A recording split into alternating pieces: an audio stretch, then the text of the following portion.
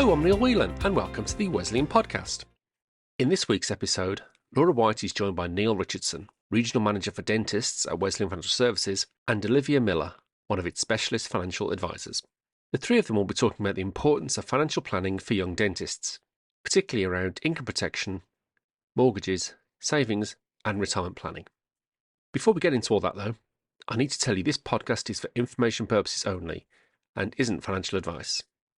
But if you are in the market for financial advice, stay tuned to the end, where I'll tell you how to get in touch with Wesleyan Financial Services and its advisors. But for now, I'll hand you over to Olivia and Neil.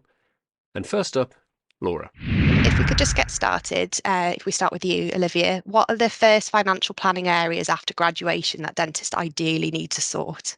For me, it really has to be protection, and in particular income protection. You've worked so hard, spent years studying.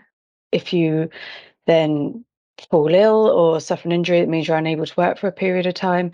It really does affect your ability to earn, and potentially you're looking at the next 45 to 50 years until a state pension kicks in. So yeah, income protection for me really does underpin everything else.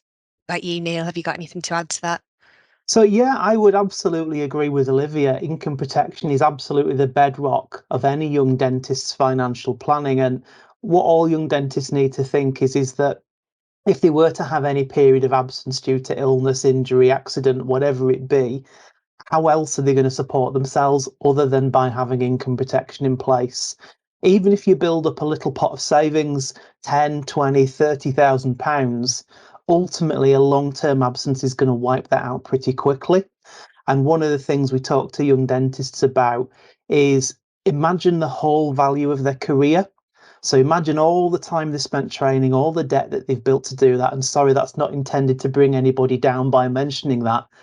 But it is, imagine all that time you've invested, and to think you've then got a 40-year career ahead of you. If we think about what the average associate dentist earns, the value of that 40-year career might be 4.5 million, 5 million pounds. Would you really take a risk with that amount of money by not protecting it? That's the question we would always ask them to consider. Yeah, absolutely. And in your experience, has that actually happened? Because I guess nobody's safe really, no matter what age you are. Obviously, I was an advisor for 15 years before I converted to being one of the management team. And unfortunately, in my time of being an advisor, there were 2 or 3 clients where they were unfortunate enough to have their career as a dentist ended within their early 30s. Both the ones I'm thinking about were very, very lucky that they had a good level of income protection in place, and it gave them the financial stability to be able to carry on living a reasonable standard of living, to still meet the bills like the mortgage and things like that. So they were very, very lucky. There is one instance in my career as an advisor that sticks in my head, which was very upsetting, which was going to meet somebody in the late 50s who at that point was starting to look towards claiming their NHS pension at 60, but had basically scrimped and kind of survived for 30 years, having become unable to work as a dentist in the 30s, and only had a very, very low level of cover in place, kind of £200 a week. So had basically survived on scraps for 30 years, and the impact on her was significant. It was quite distressing at the time. Yeah, absolutely. Sounds very important. So what comes as a surprise for younger dentists, or is there anything that they regularly aren't prepared for with their financial planning?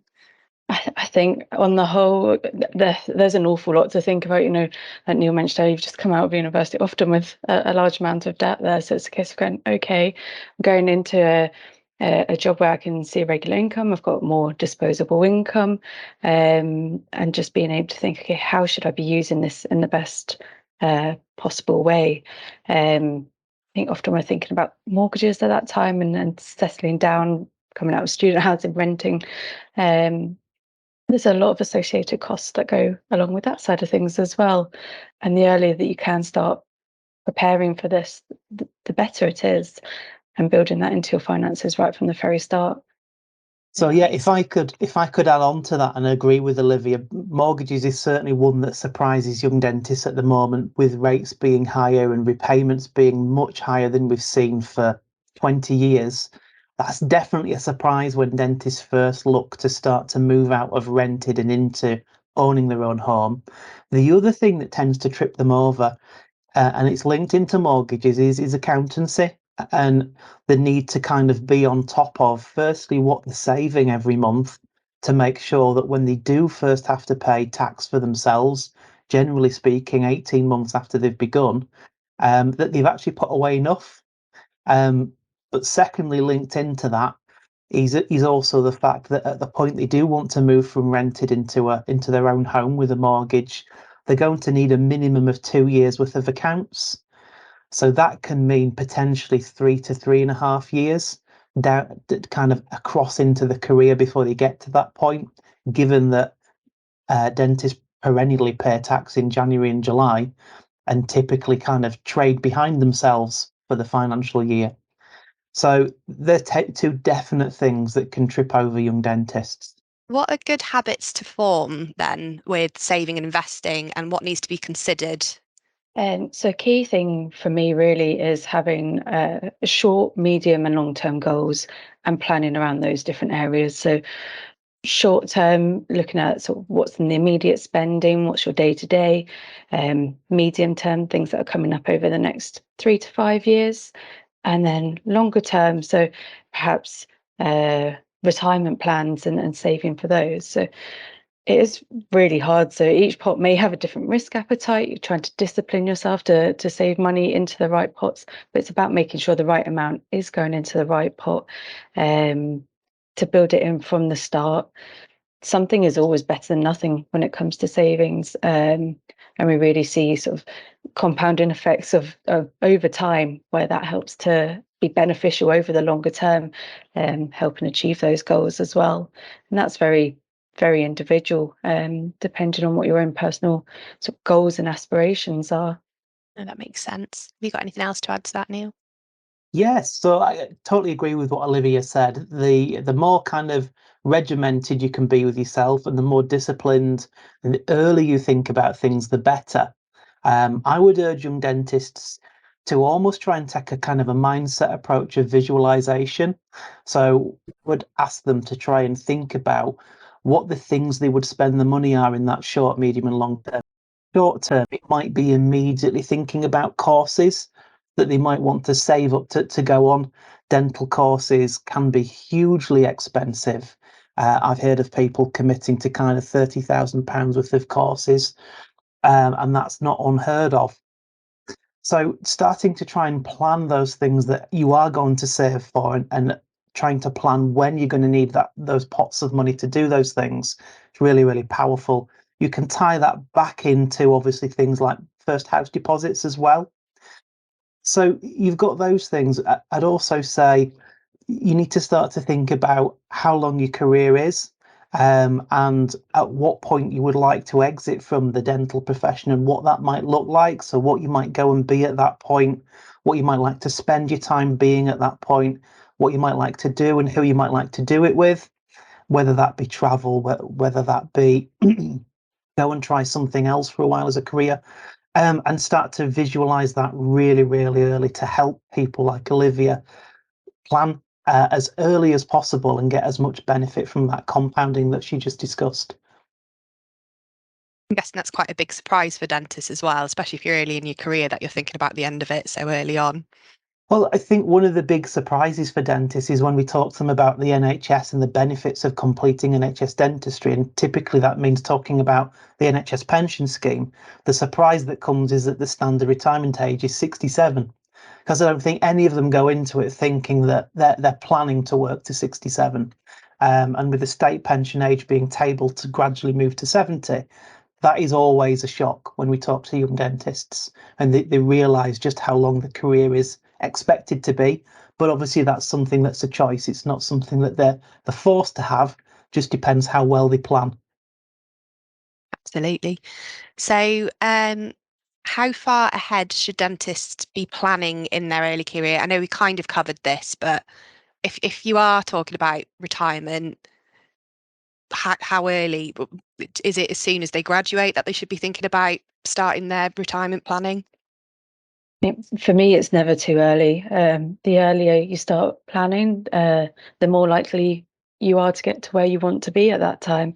I think it's all about giving yourself choices and financial freedom to be able to do what's right for you at the time and make those career decisions that are right for you at the time you want to make them, like Neil said. So rather than being forced to make decisions based on your finances, have that financial platform underneath you that with the plans you've put in place that support your career decisions and enable you to live the lifestyle that you want to and retire when you want to, rather than being forced by set retirement ages on there.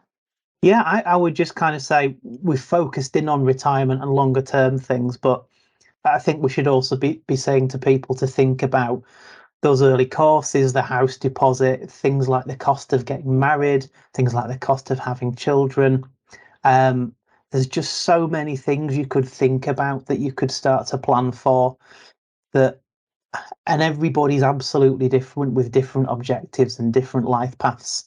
So it's just trying to visualize those things, anticipate what they may cost, and starting to work with an advisor to build a plan for them as early as possible, whether they be short term, whether they be long term. No, that makes sense.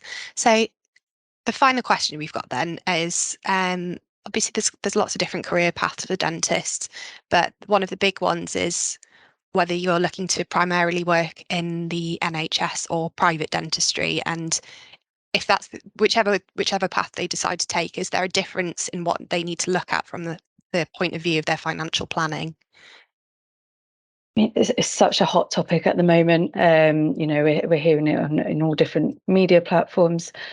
When you're working in NHS dentistry, you've got a lot of the benefits that come alongside that. So we've talked earlier about the pensions on their sick pay. And when you go into doing more private work, these benefits are reducing or not there at all if you're only doing 100% private work. So it's really important to build in the cost of replacing those yourself. Sometimes that's not something that's always thought about. And when we highlight that, it can be a significant cost because the NHS pension is really good. It is a gold standard pension. So to replace the same level of benefit there is a factor that needs to be considered. Yeah, so for me, I would say there's a really, really easy visualization piece. If you think of a tightrope walker, and if you've ever seen them practicing, they always have a net. They always have a net that if they fall off, you see them bounce back up, or they at least get caught. And that's the best way to think about working within the NHS, because you've got your sick pay, you've got maternity benefits, you've got ill health retirement pension, you've got death in service benefits for your loved ones, you've got the pension to support you to retire on. Effectively, what you do when you move to private is you lose that net. So you've got to do all that for yourself. That's the best way to think about that. And for anyone who's changing their income balance to do more private work and less NHS work, or to move away from the NHS completely, they should absolutely be looking at and thinking about how they replace that net so that support still exists. No, that's great. Thank you. Is there anything else you think needs to be considered for young dentists? I think a really key thing for me is speaking with an advisor, thinking about things and being aware of all aspects. So even if it isn't something that you can put in place right now, it's something that you need to work towards in the future. So it's all about having regular meetings and concentrating on what's important, prioritizing at different stages of your career to make sure that what's important to you at that time is in place. It's very easy to put things on a to-do list and on the back burner. But having regular meetings with an advisor definitely means that you do come back, touch base, and highlight the importance, when the time is right for you. So if I could add in on that, there's kind of a huge tendency I think we see in younger people nowadays to lean on social media and the internet to form their opinions and form their research. But I would say go and build that support network that you need, that learning network that you need from people who genuinely understand dentistry and are proven experts, whether that be advisors, accountants, solicitors, whatever it be. There's always that danger that if you're relying on a friend in the practice lunchroom, if you're relying on an opinion on social media, on a dental group, do you really know that person? Do you really trust them to be an expert? How much experience have they actually got? It's really easy to give opinions in a format like that because there is no comeback effectively.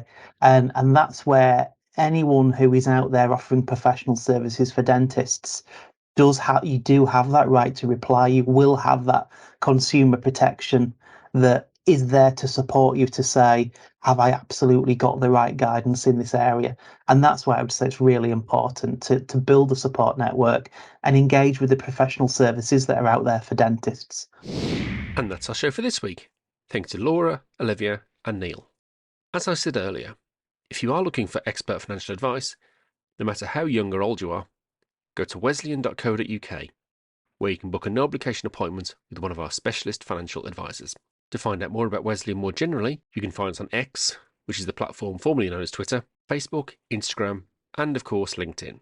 And if you found what you've heard here useful, you can like and subscribe to us on all the usual podcast platforms. But that's it for now. So until next time, thanks for listening.